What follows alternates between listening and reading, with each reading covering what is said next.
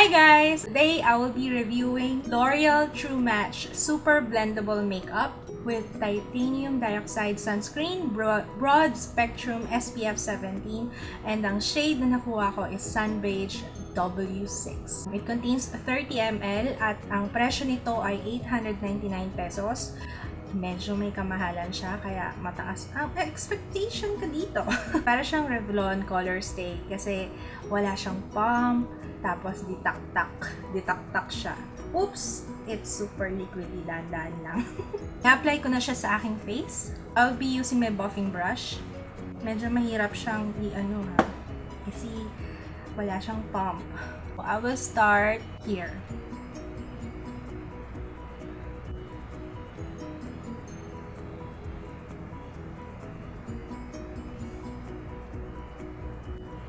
Yes, I think nakuha ko yung tamang shade para sa akin.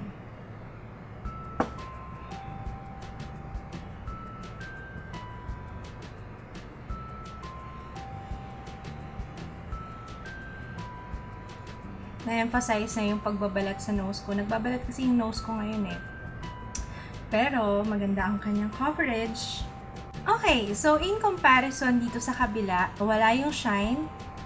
Kasi ito shiny pa, nawala yung redness, and nagmukha akong sun-kissed. I think this is good pang summer. Hindi siya mukhang pale sa skin, and definitely it's yellow undertone, kaya sakto siya sa kulay natin. Coverage is good. Yun nga lang, hindi ko alam kung yung skin ko yung may problema, kasi parang hindi smooth tingnan. Siguro yung skin ko, medyo may dryness here. Tapos na-emphasize yung dryness sa nose. Anyway, i-apply ko muna siya on the rest of my face. So far, okay siya.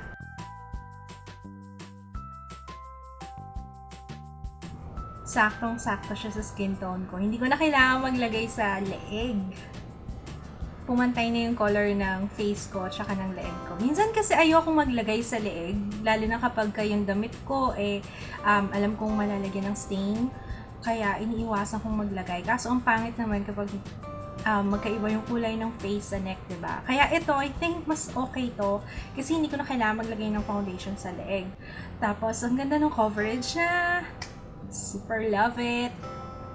Wala siyang amoy. Kung naghahanap kayo ng yellow undertone, ito yun. Super flawless.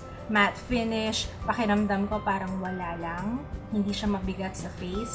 Ang setting powder na gagamitin ko is as usual yung Nichido Final Powder. I-apply ko muna yung aking makeup and I will be back. Saktong-sakto yung shade sa akin. Yun lang masasabi ko for now. Tapos wala pa akong nakikitang shine sa face. Tapos parang hindi ako naka-foundation. It's very lightweight. Ang dali niyang i-blend sa skin. Hindi mo kailangan, talagang super blendable siya. Hindi mo kailangan ng blending skills para dito sa foundation na to. Tingnan natin kung nagta-transfer. Minimal transfer. Konting-konti lang. Test na lang natin siya kung gaano katagal before ako mag-oil up. By the way, kung meron kayong dry patches sa skin, maglagay kayo ng moisturizer first kasi it's a demi-matte finish. Matte yung finish niya, pero you can feel na hindi siya ganun ka-smooth, hindi siya powder finish. Let's check photo with flash kung ano itsura niya. It looks shiny ng konti, pero Carrie Bells. Shine na mukhang healthy. Walang off na color, kahit hindi ako naglagay ng foundation sa neck, okay lang. Parang mahalata mo talaga na may kamahalan tong foundation na ginamit ko. Ewan ko, ako lang. Anyway, test na lang natin siya kung gaano katagal before mag-oil up yung aking face. 11:19 a.m., 5:50 p.m. And alam nyo, parang hindi ko pa kailangan mag-retouch. Kahit mag-blot, parang hindi pa. Mas gusto ko yung medyo nagkaroon ng konting shine yung face ko. Kanina kasi parang sobrang matte niya. Parang walang halos oil yung face ko. Konting-konti lang. Ang nag-oil up lang yung sa noo, tapos konti sa nose. Pero the rest of my face, okay pa rin. Parang nga lang ako nag-highlight eh. Gusto ko siya, mukhang okay na okay ito sa oily skin. Tsaka lalo na ngayong summer. Kasi ngayon hindi pa ako nag-oil up. Ilang oras na nakalipas. 6 hours na nakalipas. Okay pa rin siya sa face ko. Pang matagalan to. Ngayon pa lang sinasabi ko na parang pang matagalan tong foundation na to. Anyway, yun lang. Nag-blot lang ako ng konti. Hindi na ako magta-touch up with powder kasi hindi ko naman kailangan. Okay pa siya sa aking face. I'll be back later for my final update. 9:39, almost 11 hours mula nung in-apply ko tong foundation. And ngayon nakikita ko na I'm shiny. Pero imagine, 11 hours, isang beses lang ako nag-blot. Try natin mag-retouch. Ang gagamitin kong powder is FS Two-Way Cake Foundation. Tingnan natin kung anong magiging itsura niya, kung magkakaroon ba ng pagkikake or anything like that. Nope, wala namang pagkikake. You know what? Nagustuhan ko to. Nagustuhan ko tong foundation na to. It's really good.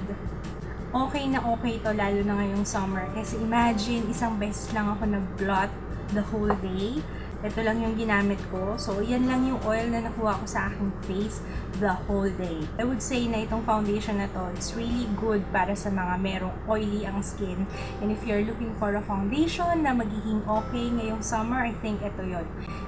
This is it, pansin. Until now, andito pa rin yung foundation sa face ko. I still look flawless. Like I said, okay din siya sa picture. Maganda siya sa photo, kahit with flash. Okay na okay siya. Wag niyo napansinin yung eyelashes ko ha, kasi bumibigay na.